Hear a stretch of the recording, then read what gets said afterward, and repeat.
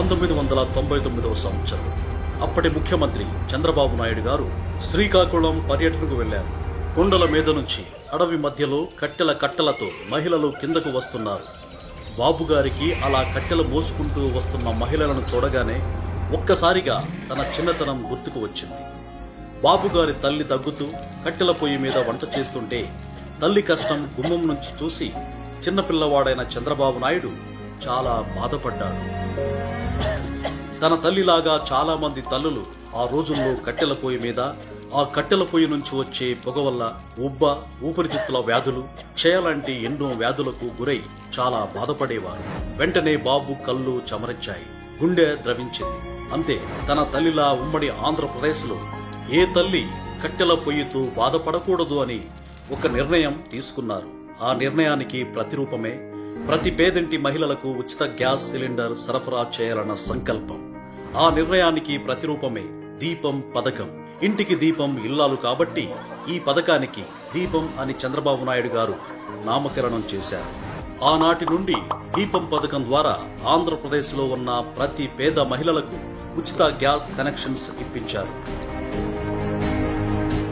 మహిళలందరికీ కట్టెల పొయ్యి కష్టాలు తీరిపోయాయి. దీపం పథకం ప్రవేశపెట్టి ఆ రోజుల్లోనే 32,68,675 ఉచిత గ్యాస్ కనెక్షన్స్ ఇప్పించారు. చంద్రబాబు నాయుడు గారు ప్రవేశపెట్టిన దీపం పథకం స్ఫూర్తితో దేశంలో అనేక రాష్ట్రాలు ఉచిత గ్యాస్ కనెక్షన్ల పథకాన్ని ప్రవేశపెట్టాయి. ఆనాటి నుండి ఉమ్మడి ఆంధ్రప్రదేశ్లో ఈ దీపం పథకం నిరాటంకంగా కొనసాగుతూనే ఉంది. కాలక్రమంలో ఎన్నో పరిణామాలు జరిగాయి. రాష్ట్రం రెండుగా విడిపోయింది. ఆదాయం లేక అవస్థలు పడుతున్న ప్రజలు పెరిగిన గ్యాస్ ధరలతో చాలా ఇబ్బందులు పడ్డారు. ఇంటికి నిత్యవసరమైన గ్యాస్ సిలిండర్ కొనుక్కోవడానికి మహిళలు చాలా ఇబ్బంది పడ్డారు. ఈ విషయం చంద్రబాబు నాయుడు గారి దృష్టికి రాగానే చాలా కలత చెందారు. ఆంధ్రప్రదేశ్ మహిళలను గ్యాస్ కష్టాల నుంచి బయటపడేయాలని ఉమ్మడి కూటమి మేనిఫెస్టోలో దీపం 2.0 పథకాన్ని హామీ ఇచ్చారు. ఈ దీపం 2.0 ద్వారా ప్రతి మహిళకు ఏడాదికి 3 ఉచిత గ్యాస్ సిలిండర్లు ప్రభుత్వం అందిస్తుంది. ఎన్నికల మేనిఫెస్టోలో ఇచ్చిన మాట ప్రకారం దీపావళి రోజున కూటమి ప్రభుత్వం ఏడాదికి 3 ఉచిత సిలిండర్లు ఇచ్చేందుకు దీపం 2.0 పథకానికి శ్రీకారం చుట్టింది. 2024 అక్టోబర్ 29 నుండి ఉచిత బుకింగ్లు ప్రారంభం చేశారు. ఆనాటి దీపం పథకం పేద మహిళలకు ఉచిత గ్యాస్ కనెక్షన్ అందిస్తే, ఈనాటి దీపం 2.0 పథకం ప్రతి పేద మహిళకు 3 ఉచిత గ్యాస్ సిలిండర్లు అందిస్తుంది. అక్టోబర్ 31న మొదటి ఉచిత గ్యాస్ సిలిండర్ సరఫరా చేస్తుంది.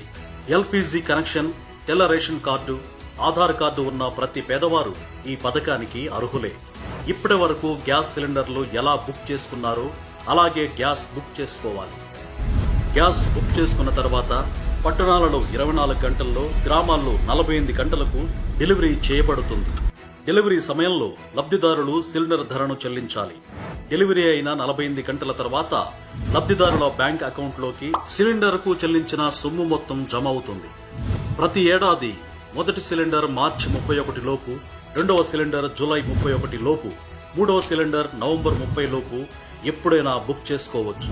ఇంకా ఉచిత గ్యాస్ సిలిండర్ పథకానికి సంబంధించిన ఫిర్యాదులు, సందేహాల కొరకు టోల్ ఫ్రీ నంబర్ 1967 నంబర్కు సంప్రదించవచ్చు. లేదా ప్రజా సమస్యల పరిష్కార వేదిక లేదా గ్రామ వార్డు సచివాలయంలో సంప్రదించవచ్చు. ప్రస్తుత ధరను బట్టి ఒక్క సిలిండర్కి 851 రూపాయల చొప్పున ప్రభుత్వం చెల్లిస్తుంది. ఏడాదికి సుమారు 2,684 కోట్లు, 5 సంవత్సరాలకు 13,423 కోట్లు ప్రభుత్వం చెల్లిస్తుంది. ఈ దీపం 2.0 పథకం ప్రారంభిస్తూ చంద్రబాబు నాయుడు గారు పేద మహిళ శాంతమ్మ గారిని కలిసి గ్యాస్ సిలిండర్ గురించి అడిగితే, శాంతమ్మ, నాకు మొదటి గ్యాస్ కనెక్షన్ దీపం పథకం ద్వారా మీరే ఇచ్చారు.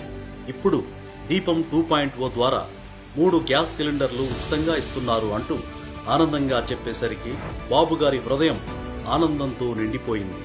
అక్కడ శాంతమ్మ ఇంట్లోనే స్వయాన టీ చేసి అందరికీ ఇచ్చి బాబుగారు తన ఆనందాన్ని అందరితో పంచుకున్నారు.